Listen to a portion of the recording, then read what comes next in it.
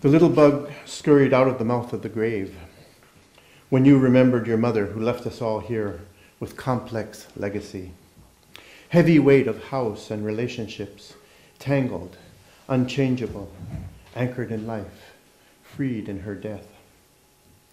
The moth appears at the screen in our house, our realm, dusty corners and silent places. Inside our walls pried open by painting and fixing, the moth trying to escape, fluttering but dying, trying to speak to her ancient but now altered condition, life replacing these delicate bones, windows opening. Each apparition of tiny bug, signaling that connection with which death has severed.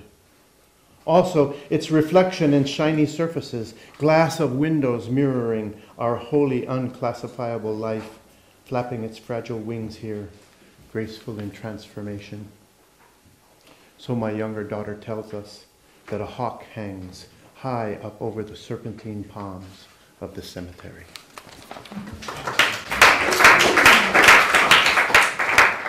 This is a poem I wrote for a little event we had yesterday to celebrate the 37th anniversary of the Chicano moratorium. 40 years ago today, for Elvira Arellano, sustained in her faith, struggling for a better world. 40 years ago today in LA, there seemed to be no tradition of struggle. Every radical idea buried under its boatload of garbage.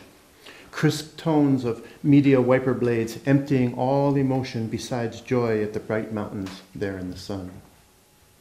I spread my blanket across the street from the old Placita church and laid out our messages from caucuses and demonstrations all across the country, voices of rebellion, condemning the war and questioning all of this illegitimate authority we couldn't help hearing everywhere in our dreams, squawking out those professionally excellent arguments.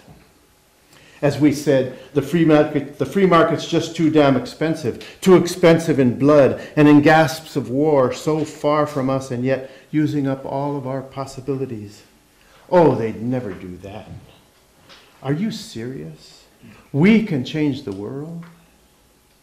Living those days in sunlight, carrying out one action after another, speaking to group after group, hurrying from one end of this coastal plain to the other end, my few possessions stashed up in the Sunset Hotel, living on cheese and crackers swiped from the tiny liquor stores along Sunset.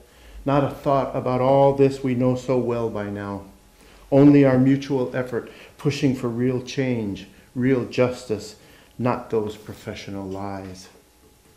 It was our special pleading, our logical and reasonable approach that won so many to our cause. We were there in the morning, smiling alive among birds and trees, mariachis and tourists, and the burros with children sitting up on their hairy backs to be photographed, talking about revolution.